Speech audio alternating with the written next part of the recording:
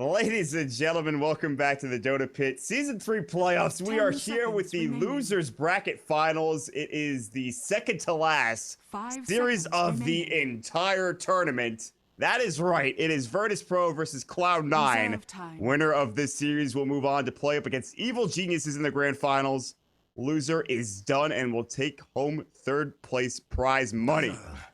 We're here with the squad, the Clown Town group of people that we got going on. It's Pimp Muckle doing observing as well as production. Mott Packs on stats. My name is Mott. I'm doing the casting. With me today is Trouf. Trouf, we are into game number 2. Game number 1, I would say, was pretty freaking disastrous for Cloud9. Hopefully this game gets off to a better start, and I think they will. They have a Tusk, and they also grab the Dazzle. We'll see how this turns out, Trouf. Now, the two scary things to me, in terms of what went horribly wrong for Cloud9 last game was, one, the most popular pick, at least it seems in the last couple of weeks, the Naga, the support Naga, just did nothing that game. Died 2 times right off the bat, was TPing both bottom and top, couldn't find a real home, and just had really no place in that game. Just couldn't get anything done. Didn't really have any, like I said, the only real song spell that could be synergized with song well was the Ice Path, and that never really happened. It wasn't really that effective. Can be countered out quite easily with the BKB from Shadow Fiend, which he got very early. So that was one thing. The other thing is actually pointing out one of the stats that Modpacks revealed in the last game, which was that Cloud9 were like undefeated. I think 6-0, I believe, was the stat with Pugna, and that breaks their streak and almost breaks their confidence in picking that hero perhaps in the future. So just something to think about, because they were like looking unstoppable with a hero, picked up Pugna last game, weren't able to close out with it. And I don't think that's the fault of either the hero or the play from Fata. I think he did everything he could. I think there were other factors involved, like I mentioned. But just something to think about. You know, maybe it gets in the back of their mind the next time they want to pick Pugna, and they're like, oh, well, maybe it's not. We're not as strong with it as we once thought we were. I agree with you completely. It definitely was not a fault of Fata. It wasn't really a bad matchup between him and the Shadow Fiend. He did great in terms of getting CS. He rotated early. He got a couple of kills. Fata had a pretty great start. He had an early mech. But the pressure that was put on, that was applied by VirtusPro, was pretty excellent. And I think a lot of that had to do with the Leshrac early on in the game with Illidan and the Shadow Fiend G getting off to such a fast start. DK Phobos getting a fantastically timed Blink Dagger. I'll use that word again. Son of a bitch. What else? Also, the Wind Ranger picked up by Cloud9 was their first game played. It was their first game that was played by Envy, and he got a very early Aghanim Scepter. But after that, he had nothing. He didn't continue to farm. He kind of got destroyed in a couple of engagements, and from that point on, the experiment with Envy's Wind Ranger turned out to be not particularly great. Trouf.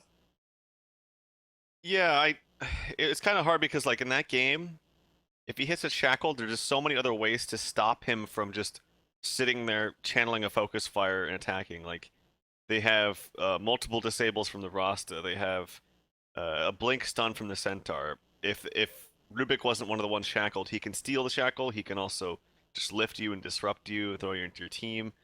Shadow Fiend had a BKB who BKB'd the shackle, which ultimately ended the game at the very end of the game last game.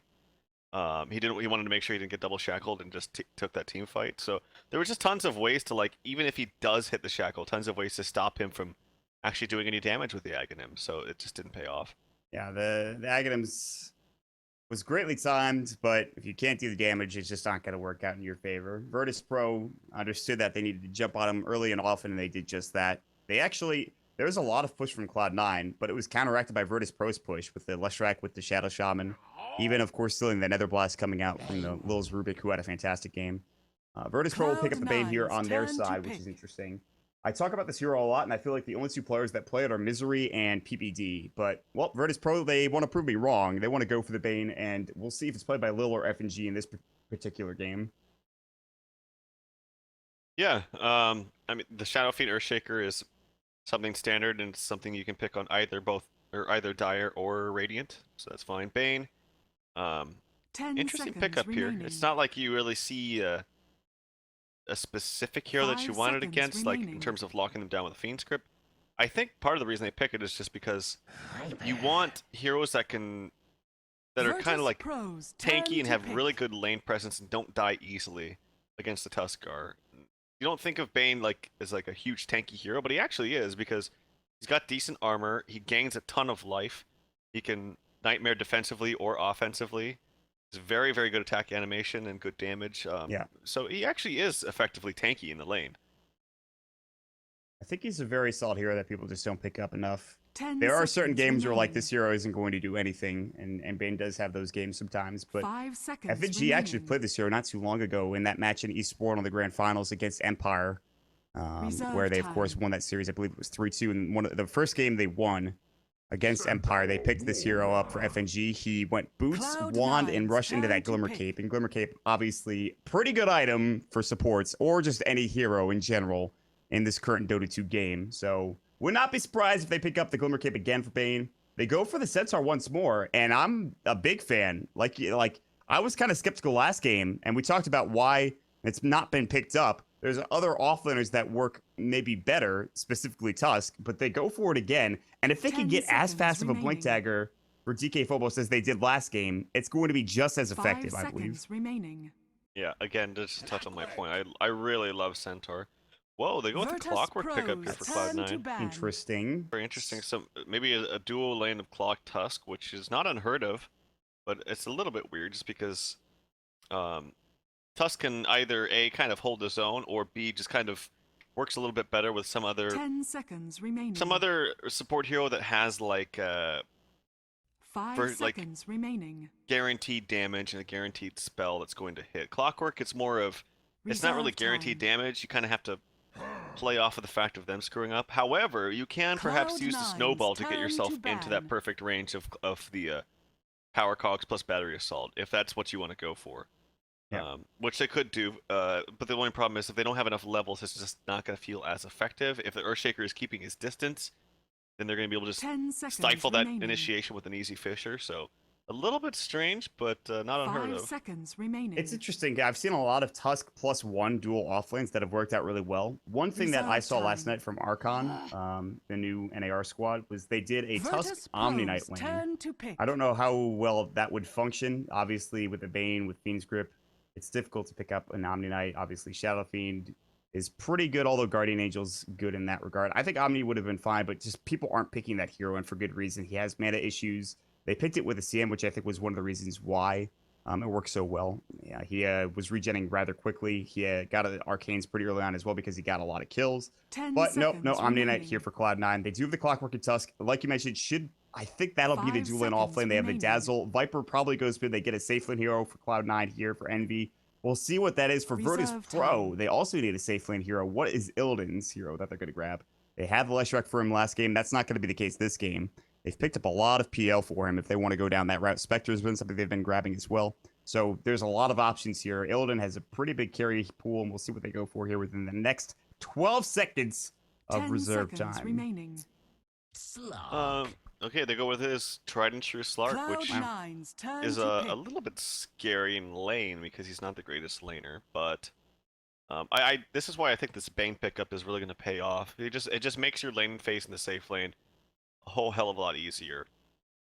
So we'll see. Also, keeping this in mind, if it is going to be a dual off, that means naturally their off lane is going to have a better time. So Centaur against presumably Dazzle plus this hero, unless the Viper is in the safe lane, in which case Centaur would have actually a really tough time. That's not an easy lane to be in, yeah.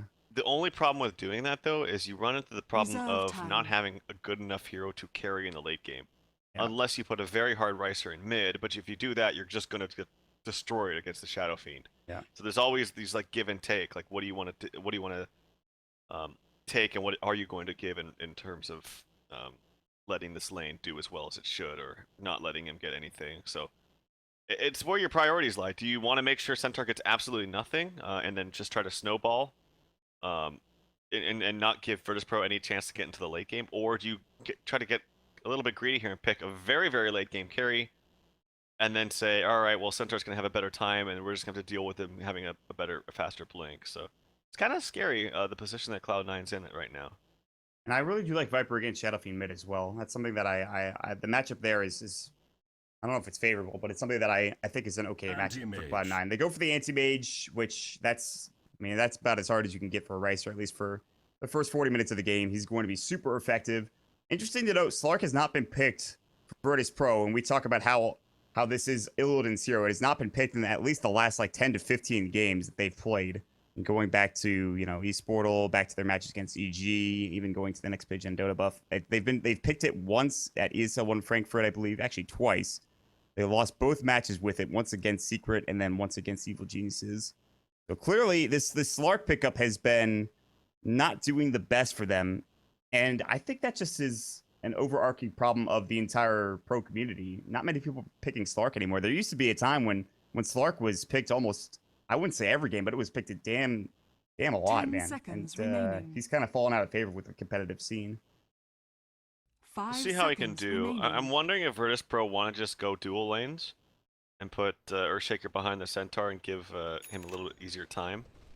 Anti-Mage, I actually really like the pickup, this last pick from Cloud9. I think in a dual lane, you don't need 3 heroes for an Anti-Mage lane to actually pressure out the offlaner. He does it very, very well himself, +1. Just because the mana break is so effective. It zones him out almost by himself. And then obviously he can carry pretty hard in late game too, so that's always an added bonus. Yeah, we'll see how the laning phase goes. I think Viper should win mid. You were alluding to that. I do think Viper is very good against Shadow Fiend. It just pressures him so heavily. And then I'm very curious to see how top goes. Top is going to be the most interesting thing for sure. And we don't know where the lanes are going to shape up, but it does look like it's going to be Bone 7 and No Tail heading up to that top lane. So it's not going to be a farming Tusk, it'll be a farming Clockwork instead. But I think this is fine. We've seen No Tail run the Tusk in the support role before. And as long as he has a better game than what he had on that Nagasar, and I think it's going to be okay, because that game, and it wasn't really his fault. It just didn't really have anything to set up with. The Riptide wasn't doing enough damage. He was rotating too often. They were playing musical lanes. They didn't really know what they wanted to get done bottom with Bone 7 on the Jakiro. So VirtusPro, obviously off to this 1-0 start. Cloud9, I have a very good feeling about how this game is going to go. I think they drafted well. I think Envy is very confident with his anti-mage. And of course, like you mentioned, Fata in that mid lane matchup against G should be okay. They're going to go for the top rune spot. Illidan was there for a moment. Fata will grab the top rune spot. It'll be G grabbing the bottom one. So both mid laners getting up there early. No surprises there. Envy will start off this lane alone. They'll rotate the supports, at least one of the supports down bottom. That is going to be Misery. He has only a sentry and 2 tangos. He went pure support, as pure as you can get it. FAG will come mid. He'll probably use his Enfeeble to just maybe annoy Fata here. Of course, the other Toxin is okay in that regard, but just it's super frustrating to deal with. And even he went for poison attack first. He's just going to try to harass, do his best. He even gets a last hit with the Enfeeble on. We'll see how this goes as we progress through. And a block coming out from the Earthshaker to help out DK Phobos in lane, just to get that lane back a little bit.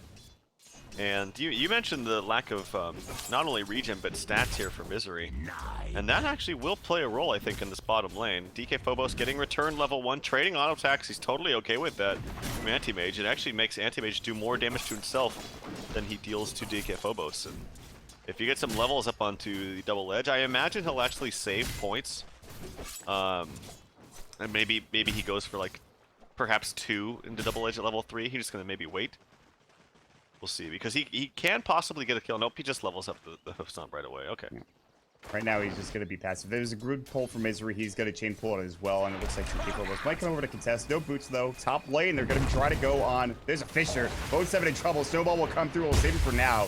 They do hit on the Illidan. Bone 7 will try to get out. Cogs will come through, but it puts him inside, and Illidan will get the first blood. Body blocks from below. They can't get the kill on No Tail, but Bone 7 does go down. He's Bry lane. Already turning out to be pretty good here from the side of VirtusPro. I really like how VP has stuck with keeping this tri-lane up here in the top lane. I don't think it would be good. Oh, nice pull there from FNG, and in the meantime, he actually forced out the snowball from No Tail. They'll get a couple of creeps going over that will be denied in terms of experience for them, or for Cloud9. But I think it's really smart that Lil is up here. I know a lot of teams will be like, oh, well, let's just do dual lanes in response and make sure our center has a better time. We don't want an anti-mage getting anything. But I think that dual lane versus dual lane, this Clockwork Tusk duo could put a lot of pressure on this Slark, and they need this Earthshaker behind them to really secure this lane. DK almost dead. Last right click, he is. Misery comes through, gets the poison touch off. Envy walks up, has a poor man's shield now, so he'll actually get that kill. So the return was doing a lot of work, but he actually leveled up level 2 mana break. Envy going for some extra damage early on to harass out this Centaur, and he'll actually get the kill in the offlane Centaur. In fact, he's going to go grab his Ring of Health. It looked like it, then he decided to back up. So, all right. And he's got 15 last hits too. Envy's in heaven right now. Yep, he's in good shape, and I think this is fine. Typically, you don't see the 2 levels of mana break early on, but if you know that it can positively affect you in lane, especially against a hero that really relies on his mana just for such a crucial spell, but it's like his only spell in that hoof stomp. So I think it's a fine decision from Envy. He actually hasn't put a point up in his stats or spell shield yet. I think he's holding it.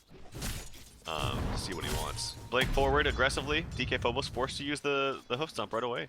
That spell shield is a value point against DK Phobos. All of his damage is magical, no pure damage whatsoever. Mana's gone. Envy just goes to work with that mana break. Sure, the return's doing some damage, but that's fine. Mid lane, Foxa Snowball, they get the kill. They'll bring down the Shadow Fiend. Lil's in some trouble. He'll try to TP out. He might make it. No. Last right click from Foxa will do the job. That is a lot of gold for that Viper who already has an Aquila. They'll send a salve out to make sure he regens up. He doesn't want to buy that bottle. It's not particularly great on Viper unless you really want to get rune control, but Foxa gets involved in 2 kills there with a roam in from the Earthshaker, and then the counter roam from No Tail with a great snowball gets him up to 1,000 gold. Really good stuff from Cloud9 so far in this game. They're winning like almost all 3 lanes. The fact that they're doing it with dual lanes is really impressive. Like, just look at the CS charts. Anti-Mage is farming, Fox is farming higher than the Shadow Fiend. Misery has 10 last hits. Bone 7 on the Clockwork is 13. I know 10 last hits for Misery, a lot of them have been neutrals, but still, he's actually getting something from this bottom lane. It's level 3.5, almost level 4 4 minutes. Really good for himself.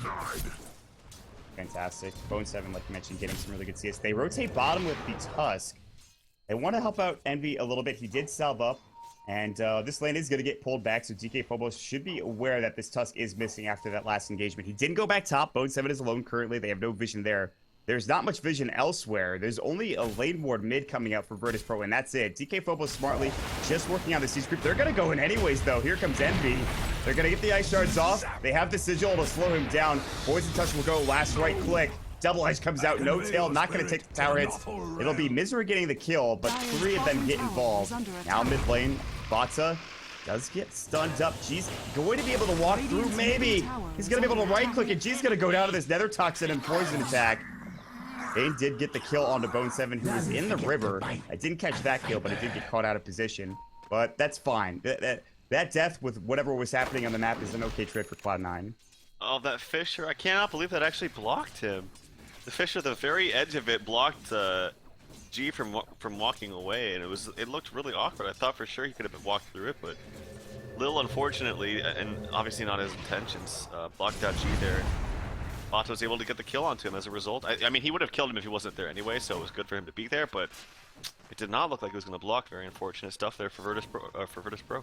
Yeah, so G dies twice, has 17 last hits. Again, this is a Shadow Fiend with a rough start. How often have we seen this? He's got some stacks going for him. They have a backup plan. Top lane, Bone 7 is going to cog up and push Elden back. They have a lane ward for whenever they want to see rotations for TPs coming to that top lane. They will have it. But that's not going to be the case now. They're going to back up. Foxa heads back towards mid. Tusk is going to grab some CS mid while this is all happening. There was some lag for VirtusPro, but it looks like we're good to go now. They're going to jump back into the game. And Evie continues to get free farm down bottom as well.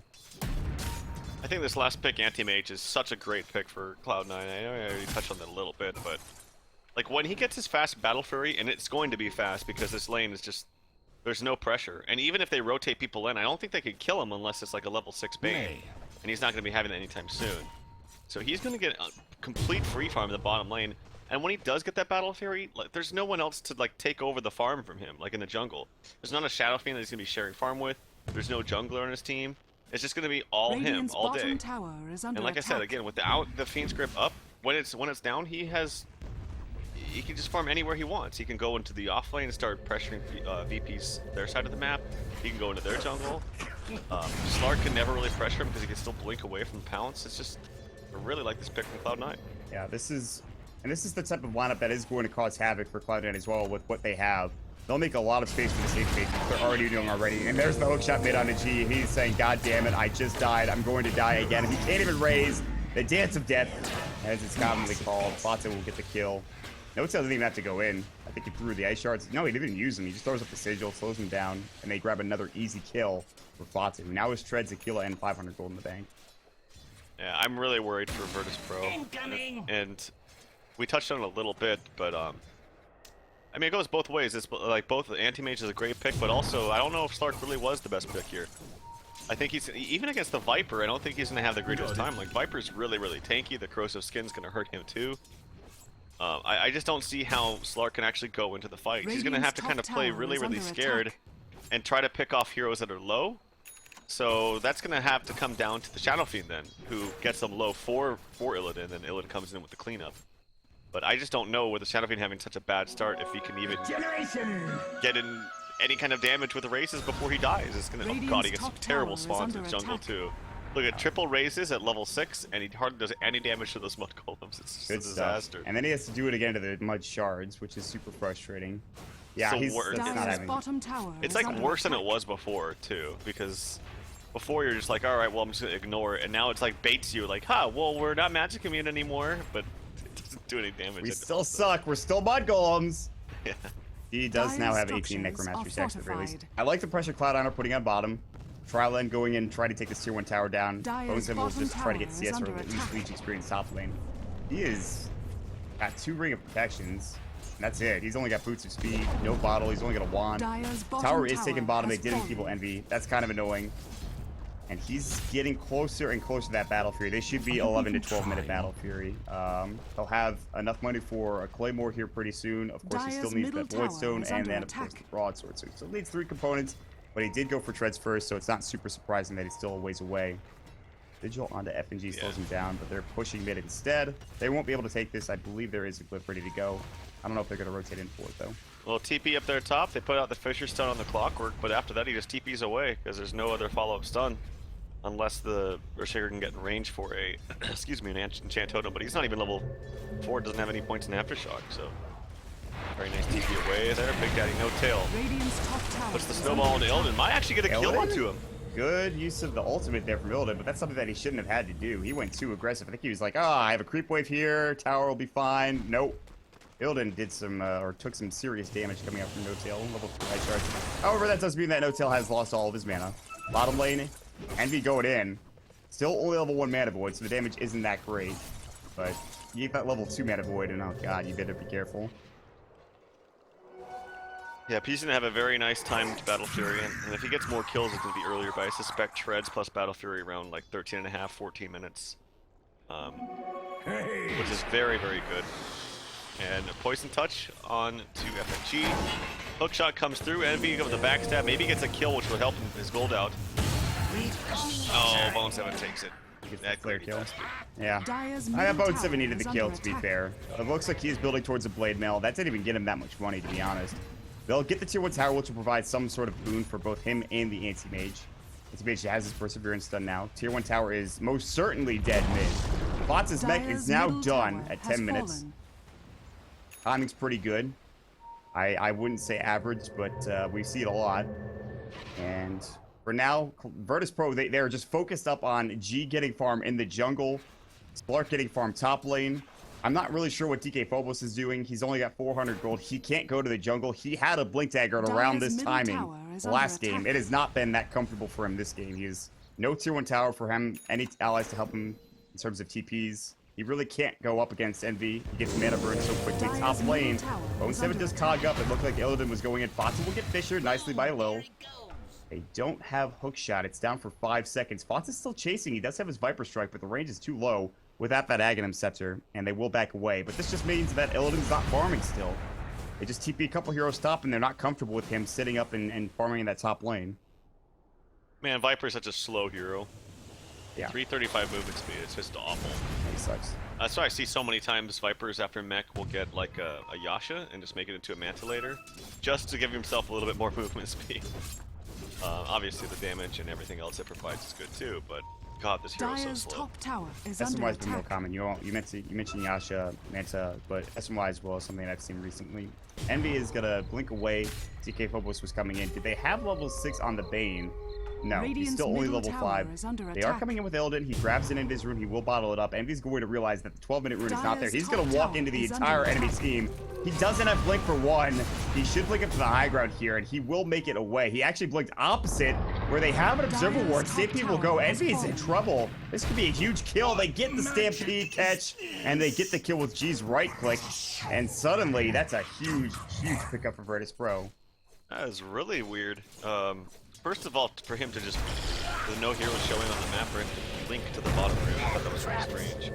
Double TP in mid, as the Clockwork gets taken out by Bane, with the help of the Fisher from from Lil. So VP bouncing back a little bit actually. Yeah.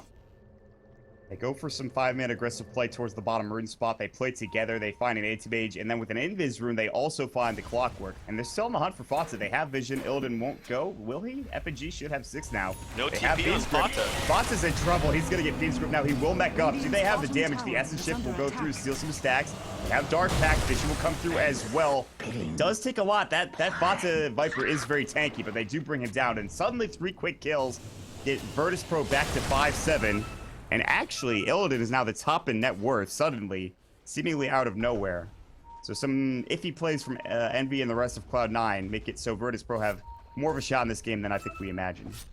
Those are fantastic rotations from VP, but yeah, they bounce right back into this, and it delays Envy's Battle Fury just by a little bit too. I think he could have had it by now if he didn't die.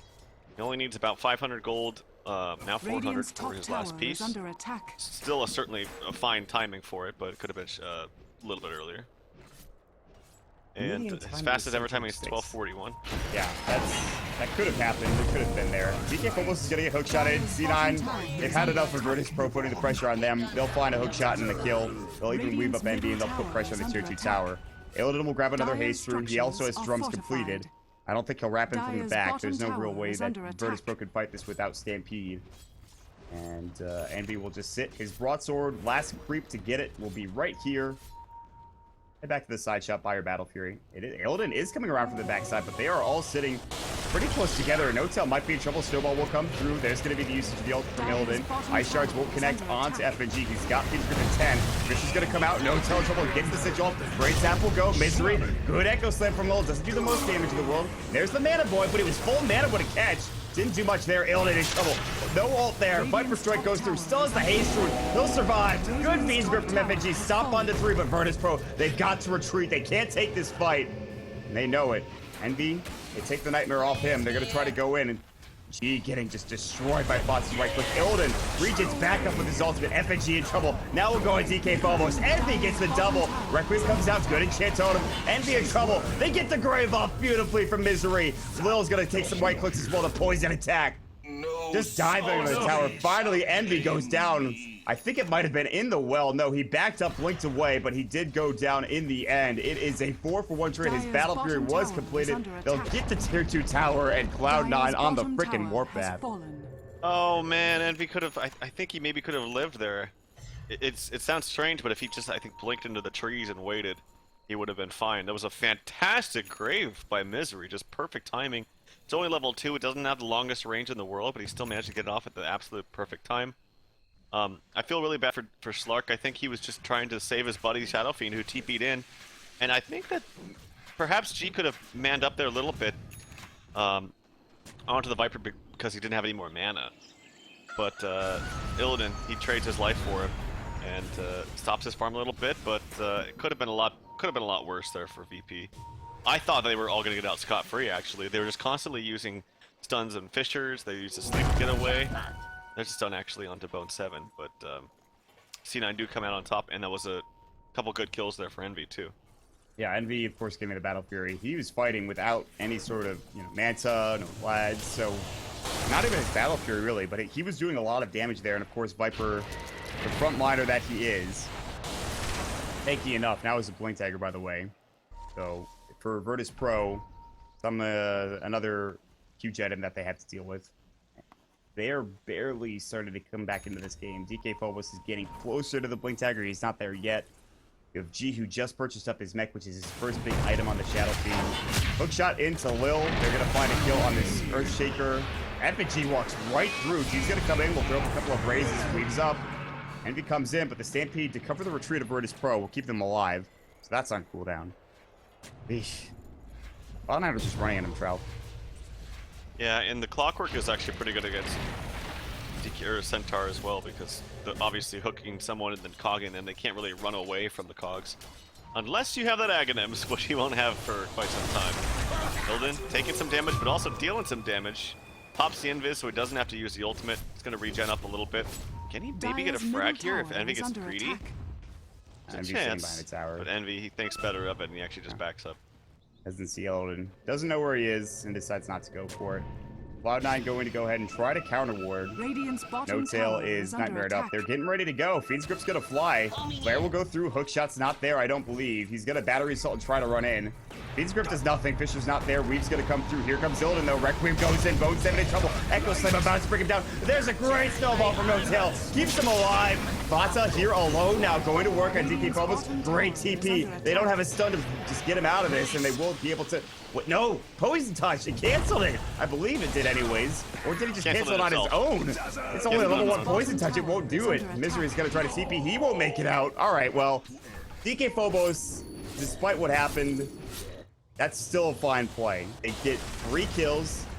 Cloud9 kind of come together one by one, and they take a fight that was not in favor of them. And suddenly, all of a sudden, VirtusPro in an okay spot. Big exchange there in favor of VirtusPro. I know I believe he actually did that on purpose. So the Viper was pursuing the Centaur. He TP's out, and obviously it's great against Viper because he has no stun. But then he changes his targets, goes for the Shadow Fiend. Centaur got scared that Shadow Fiend was going to take too much damage, so he actually, I believe he canceled it on purpose to maybe stop. Oh, I hear a pounce actually onto Envy. Yeah, so he did go for the Vlads, by the way.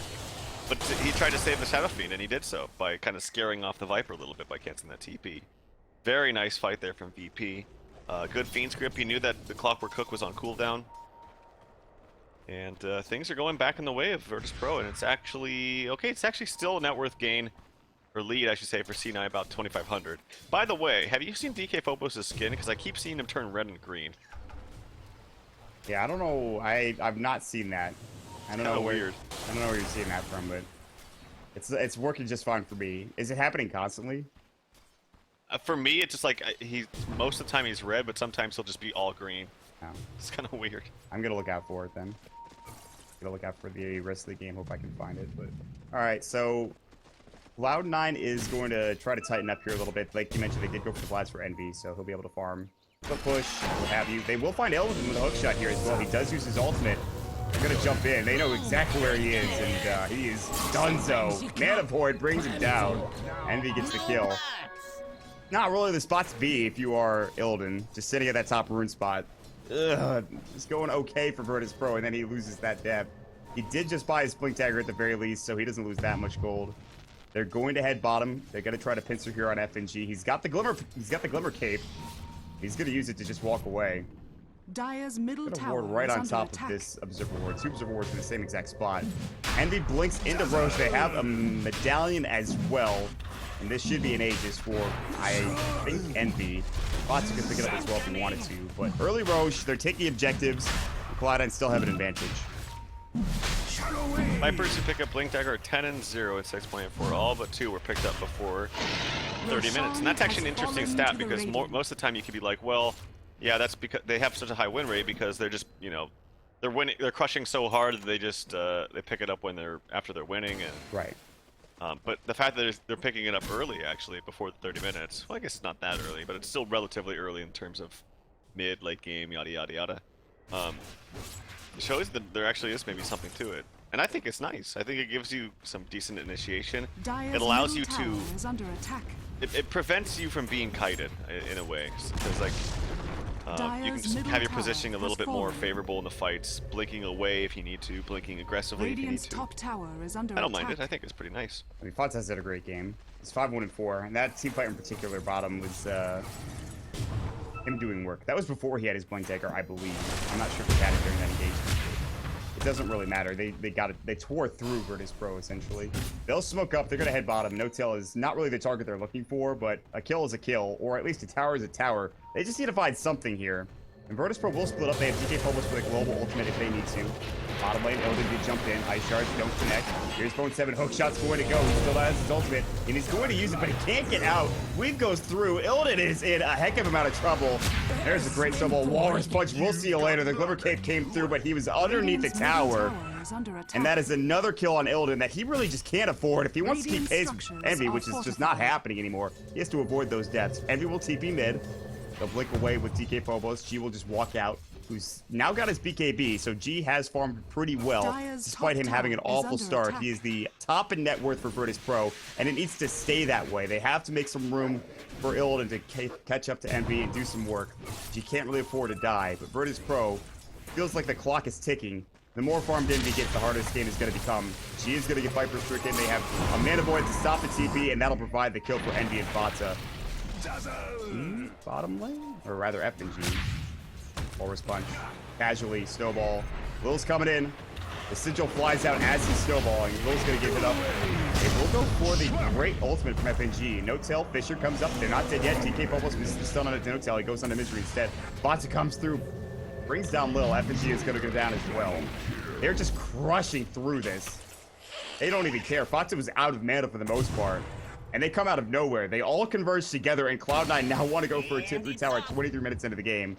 This is an anti-mage with only Vlad's and a Battle Fury, and they're still crushing this game. That's all he's got.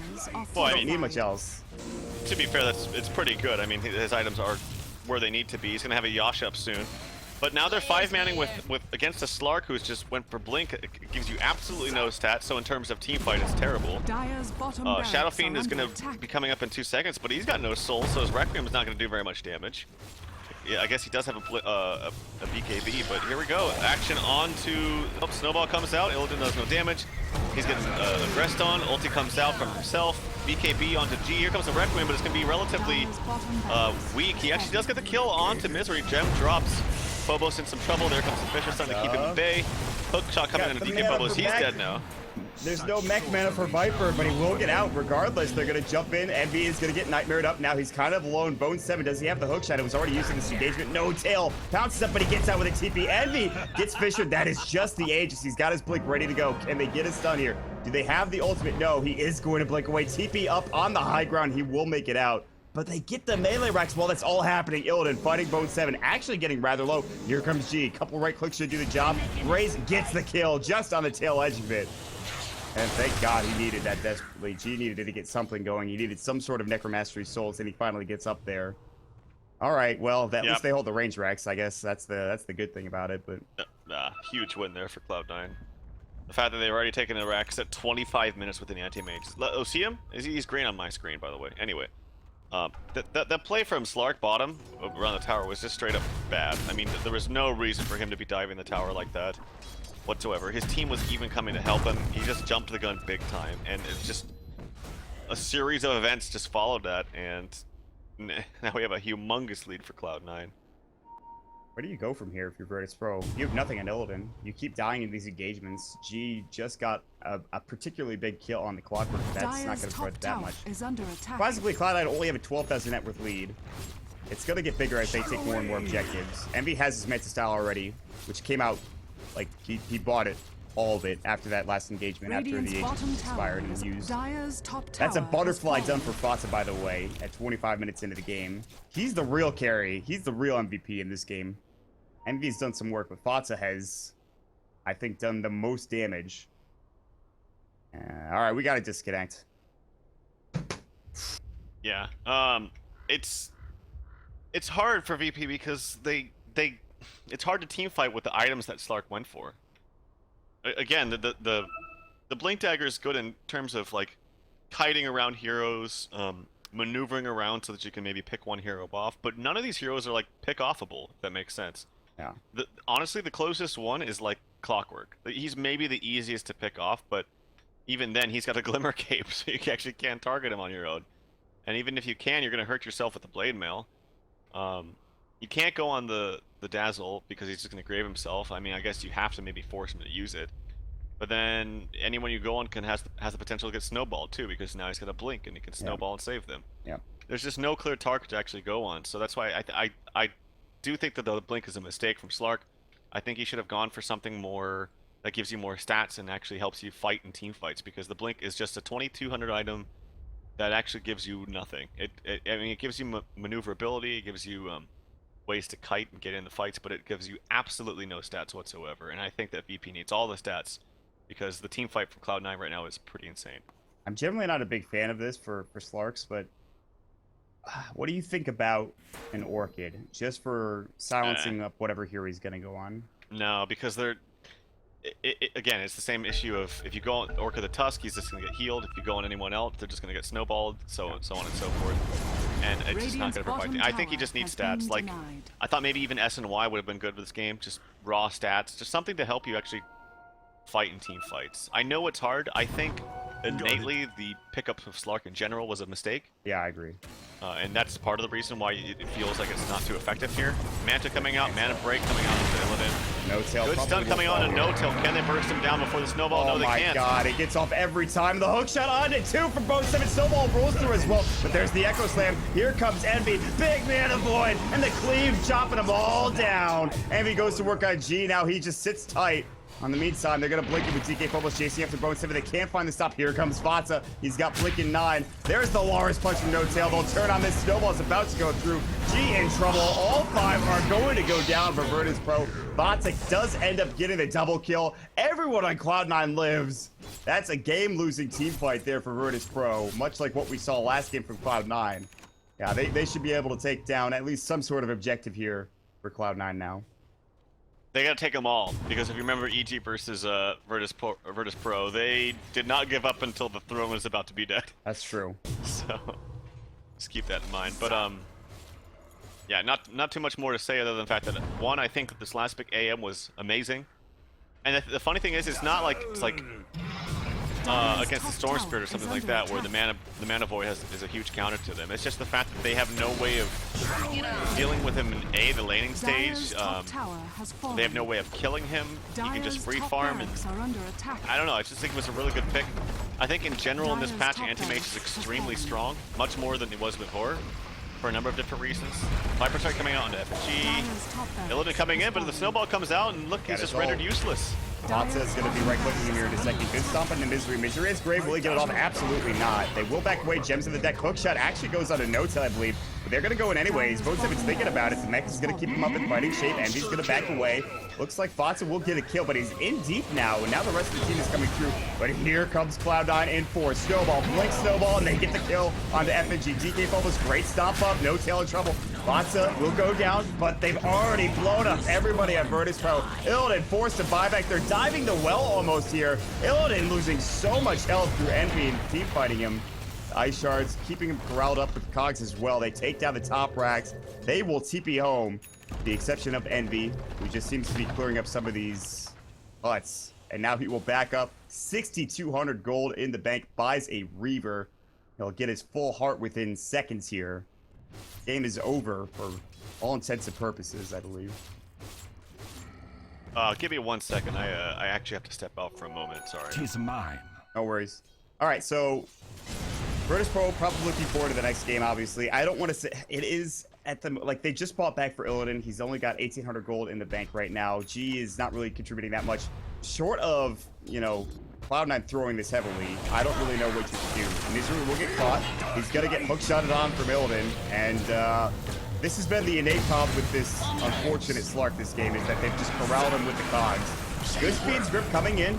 Good snowball to keep everybody alive with the exception of Bone 7. Echo Slam comes through. Where's Envy? He's up. Fishered up. Nightmare up as well. Envy actually is completely out of this fight, but now coming in, trying to work on G. Envy is alone. Fox coming in. There's the Manta style. They are just absolutely stun-locking him, but now Envy's going to clean this up. He's got a Mana Void to kill everybody. He's got to. He doesn't even need to. G2's just called immediately. Mana Void to finally clean it up. He gets the triple. No-tail gets the double. Game number 2 taken by Cloud9. Series is evened up at 1 apiece. We are now moving into a best-of-3 situation. And, well, Trouthy missed the last fight. Not much else to say other than Envy's just too big at this point. Yeah, sorry about that. Someone was slamming on my door. I have no idea what's going on. Anyway, yeah, I think the draft was really nice from Cloud9. I just love Anti-Mage just because it's very, very good against offlaners. They only had a dual lane with Dazzle, who, keep in mind, he had no regen. He had like 2 tangos, that was it. Absolutely no stats to his name. But just, he's so easy to box out offlaners, just even by himself +1. Didn't need much help. He's pretty much self-sustainable. Got tons of farm. I know we talked a lot about the anti-mage pickup, but you mentioned too, Fata on the Viper. Just that was the biggest thing, is they shut down the Shadow Fiend. And it was not G's fault whatsoever. I mean, it's just, first of all, it's a bad matchup. They pressured him at the same time. And, oh, that one go where he went onto the Shadow Fiend, or Shaker came in to help him. You should have seen it, man. It was so weird. I thought for sure that it would not have blocked him, but it actually I saw did. it. I saw the block. Yeah, that was... unfortunate would be the word I would use. Yeah. So that looked like he should have gotten through that. Instead, it actually blocks him and kills him. I don't know, he might have died anyways, either way. But tough game coming out for VirtusPro. The last pick, or whatever pick select that was, did not pan out. PK Phobos did not get that early blink dagger that we saw in that first game. So back to the drawing board for VirtusPro for Cloud9. Pretty great draft. We'll see how Game 3 goes. I think Game 3 is going to be pretty indicative of how this series is gonna go. I think whoever wins this next game could win the series entirely, just because of how this series has been going back and forth. But the experiments have been out the window. We'll see how things turn out. Of course, this is Dota Pit Season 3. We're in the Losers Bracket Finals. Winner of this series moves on to play up against Evil Geniuses. Game number 3 is going to be right around the corner. My name is Mott. Follow me at Mott Dota. With me is Trout. Follow him at Trout Dota. Pitmuckle, our observer and producer, at Pitmuckle. Mott Packs on stats at Mott Packs. And Dota Pit at Dota Pit. We'll see you all for game number 3 in just a second.